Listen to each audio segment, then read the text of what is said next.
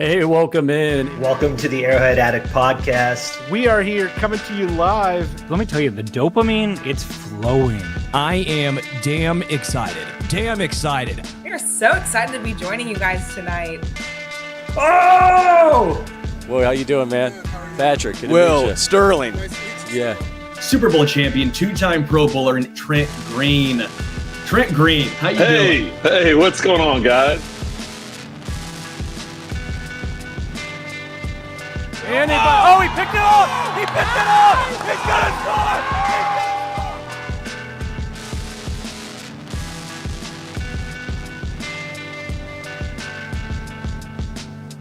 And we'll see you next week, but until then, as always, go Chiefs.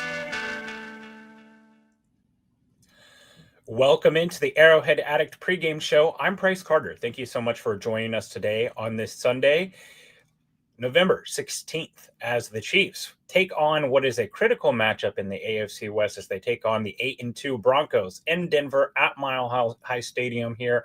The Chiefs open up, head into Denver as a 3.5-point favorite over the Broncos, which is really saying something considering that the Chiefs are 5-4 and the Broncos are 8-2. It kind of tells you a little bit of what the narrative is around this game. We're going to get into all the key storylines, all the key inactives, kind of get through the witching hour here of the early game slates. There's a couple coming down to the wire, a couple that aren't as well too, which we'll get to, which are noteworthy for the Chiefs in this game. And we'll be breaking down all the stats. As you hop in the chat, be sure to like and share this video, post it on Twitter or wherever you want to share it. Let people know that we're in here. We're talking Chiefs, and this is the best pregame show around. So keep me updated, chat, on what's happening in those early game slates. I know the Bills and the Buccaneers are in a shootout right now. So we talk about it here. Inactives. This is probably where some of the biggest storylines start for this game on both teams. For the Chiefs, Josh Williams, his first time being inactive in this game. More notably, Christian Fulton is active for the first time since the Philadelphia game. He's been a healthy scratch here. We'll see if he gets any run. Isaiah Pacheco, inactive. Obviously, that's significant for the Chiefs. He's probably their most explosive back. I'm not going to call him their best back. Jalen Royals is inactive again. Jared Wiley's been a healthy scratch all year. Hunter Norzad is inactive as well, too. A name that was not read is Elijah Mitchell, the running back that the Chiefs brought in free agency last week. Whenever the last time the Chiefs played, I should say, when Clyde Edwards-Helaire got elevated, they chose to keep Elijah Mitchell on the bench. The Chiefs gave Elijah Mitchell real money this offseason to be kind of their third running back. Now Elijah Mitchell has his chance. We'll see how much he gets into the game. The only thing I'll say, maybe the Chiefs thought that they had the ability to possibly trade Elijah Mitchell or Christian Fulton at the trade deadline. Also, both guys have had a long track record with injuries. So maybe the plan all along was to get him through the bye and then try to get him going down the stretch. We'll see if Christian Fulton or Elijah Mitchell have an impact in this key game in the AFC West. On the other side of the ball, the Denver Broncos, some key inactives here for them too. Their all-world defensive player of the year, Patrick Surtain, he is out. He is their best player on the team. Maybe not the most important, but certainly the best. Nate Adkins, the tight end, he's one of their primary blocking tight ends, so that's significant as well, too. Another significant injury, Alex Singleton, their starting middle linebacker. He is their Nick Bolton. He has played 99.5% of their defensive snaps this season. He's inactive for this game with a scary situation where he had some cancerous masses removed from his testicles. Prayers up, buddy. Hopefully that gets better. Jonah Ellis, an edge rusher who had 4 sacks last year, so not nothing. Jaron Christian, their rotational tackle, a former Chiefs actually. Jordan Jackson, the defensive lineman, and Savion Jones, the defensive end.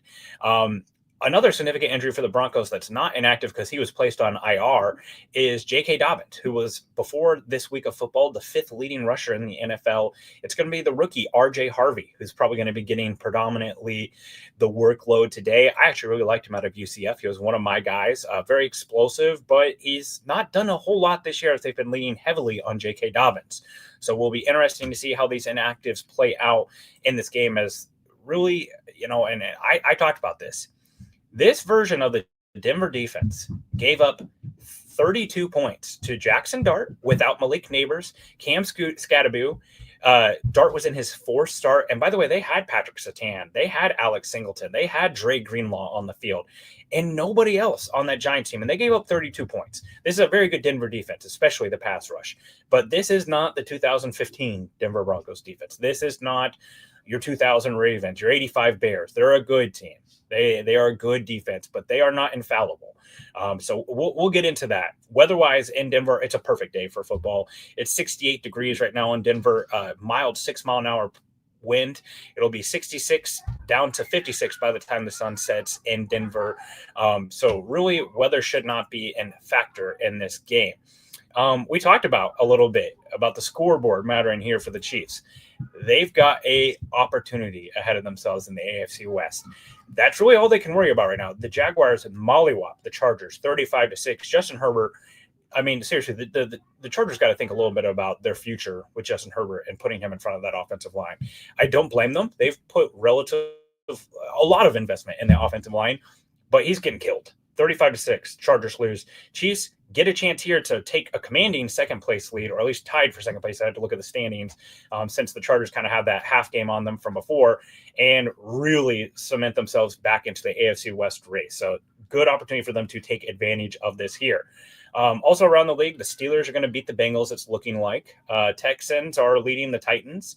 That's a team that the Chiefs will have on their schedule as far as AFC game goes. And the Buccaneers and Bills. Bills have the ball, 37-32, 5:46 left in the game. Be interesting to see what happens in that game, as obviously the Chiefs are kind of competing with the Bills if there were a wild card situation there. And for seeding as well, too.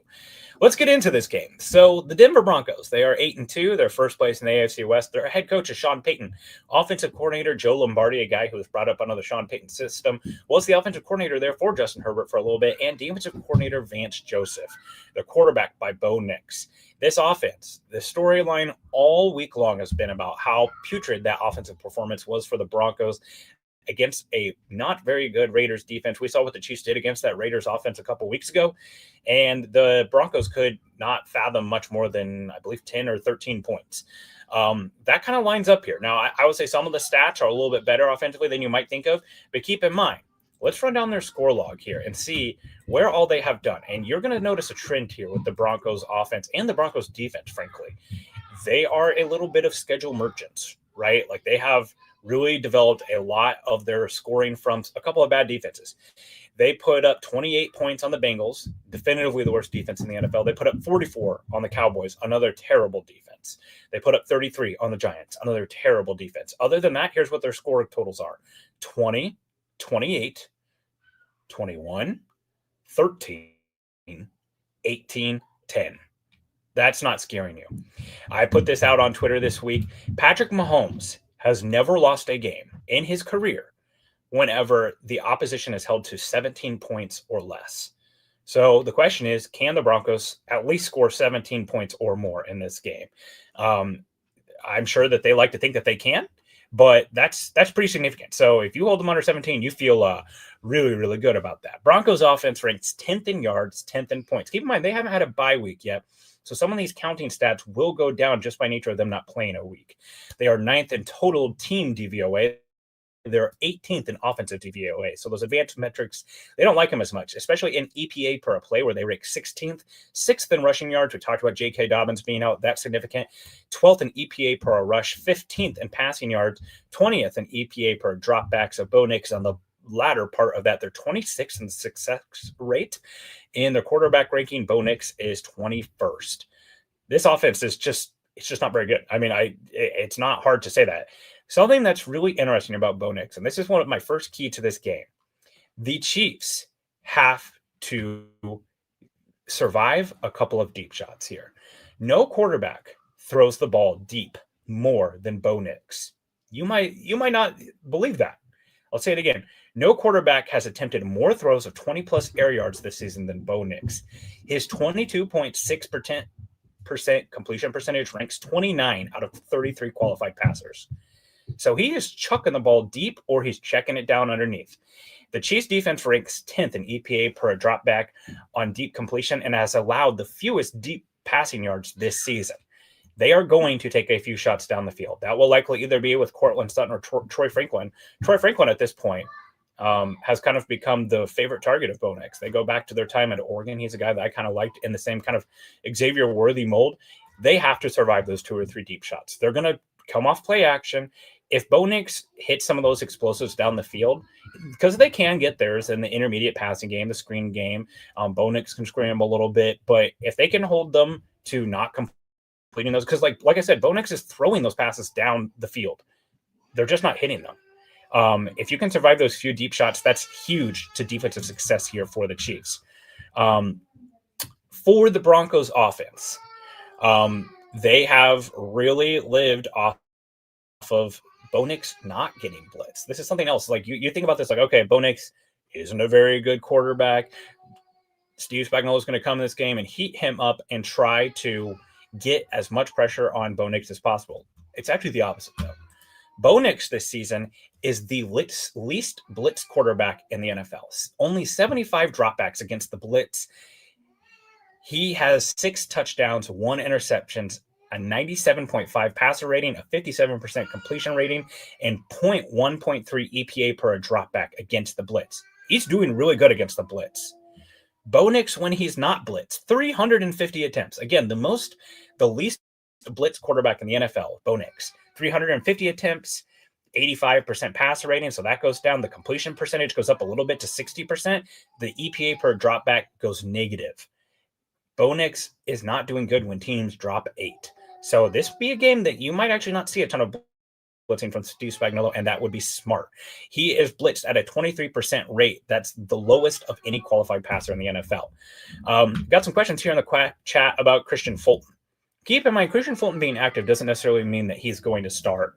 I might have missed some reporting during this game as I'm kind of getting ready for this game, but they have rolled with Noah Williams. I think Noah Williams had one of his more rougher performance against the Bills, but keep in mind the Bills wide receivers weren't really killing the Chiefs. They might not necessarily have Fulton starting in this game, but I think the question needs to be asked of just like, what do they have in Christian Fulton? This is a guy that they gave money to. At some point, someone really liked him in this. He doesn't play special teams. So maybe Noah Williams is going to increase special teams reps. Maybe they've got another person that they're planning taking those special teams reps. We'll see what he's got. I will say that they liked him enough to give him a contract in the offseason. Fulton's biggest issue has been health, just historically in his career. He's not a world beater, but I think, pretty muchly going to look like a lot like it did with Noah Williams. It'll be interesting to see what the snap count is on Christian Fulton. Also in the chat, we've got some talk about Josh Simmons. This was a big storyline coming into this game. Jalen Moore was added to the injury report yesterday with an illness. We've seen this happen several times. Hopefully he's okay. Jalen Moore is active in this game, but both Tracy Wolfson, the sideline reporter for CBS who was covering this game, has reported that Josh Simmons will start in this game at left tackle. I know Matt Derrick of Chiefs Digest also suggested that, or reported that, So Josh Simmons will be starting at left tackle. No easy task. I wrote an article this week about I wouldn't be surprised if Jalen Moore starts in this game. We don't know what kind of shape Josh Simmons was in. And keep in mind, a lot of the questions around this, they center around the fact that we just don't know. Like, there's so much we don't know about Josh Simmons. Was he keeping in football shape? How does he look? Why was he gone in the first place? Was it something physical or mental illness related? Was it something with his fame? We don't know.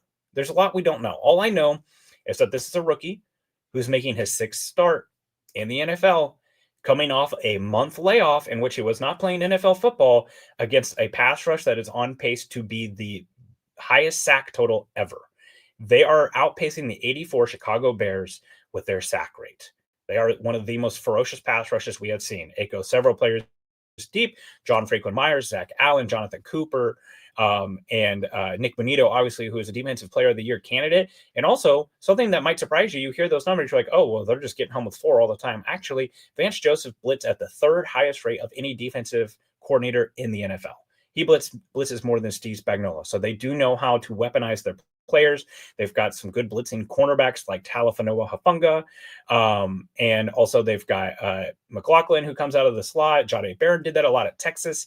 Now they're playing a little bit with one of their hands behind their back, not having Patrick Surtain. He, like I said, he is a Defensive Player of the Year winner. He's does so much for what they do. Apparently the Buccaneers are just spitting up all over themselves. Every time I look at the score, the Bills are increasing their score and the Buccaneers don't have the ball. So that game appears to be over. Bills are going to win that game against the Bucks. Looks like the Texans and Titans are tied with 19 seconds left. Jesus. Texans, come on, buddy. Packers holding on to a lead against the Giants. So, we're talking a little bit about this Broncos pass rush. Here's what I'll say, though. The quarterbacks that they have faced, the Broncos have had the second easiest offensive schedule this season via DVOA. So they faced some bad defenses. Their offense leads the NFL in punts. They've punted more than any team in the NFL. They rank 16th in EPA per play, 17th in EPA per dropback, 18th in DVOA, and 20th in success rate, 17th in points per game. Like, this offense has been bad, and they faced pretty mediocre teams. What are the Broncos doing without Patrick Surtain? I think that's a question that we've seen. Mahomes has carved up zone defenses all year. They've got a ton of zone beaters like Travis Kelce, like Rashee Rice. The Broncos played man coverage on a season low because that's what they did. When they had Patrick Surtain, they were playing a ton of man coverage because Surtain can just eliminate a player from the game. The Broncos played a season low man coverage 27% of the dropbacks against the Raiders last week. They played man coverage more with Surtain on the field. With him on the field, the Broncos have played man coverage 44% of the time compared to 33% of the time when he's off the field. Okay, so there's the numbers. What does that mean? Mahomes against man coverage, 609 yards, 56% completion rate, 0.49 EPA per dropback, 10 touchdowns, 3 interceptions. The touchdowns are up because most teams play man in the red zone, by the way. Mahomes against zone, 1,740 yards, 69% completion rate, so over a 10% increase in completion rate, 0.31 EPA per dropback. That is an MVP caliber number. 7 touchdowns, 2 interceptions, 59, over a 10% increase in success rate as well, too. So you want the Broncos playing more zone in this game. It's hard to just boil this game down to one thing, but the Chiefs offense, they cannot let the Broncos pass rush take over this game. They have had over a week to plan for this game. You have got to bring out a game plan that will take advantage of the Broncos pass rush getting up the field. Like we said, Alex Singleton, their starting linebacker. Dre Greenlaw is probably going to be the middle linebacker in this game, the main play caller. He's good. He's, not what he was at one point, but Singleton was that guy for them. He played 99% of their defensive snaps before missing this game due to a health scare. They've got to take advantage of that. They've got to be able to take advantage of not having Patrick Surtain out there. If I'm the Chiefs, honestly, I come out in this game and say, what does this look like when we go 5 wide?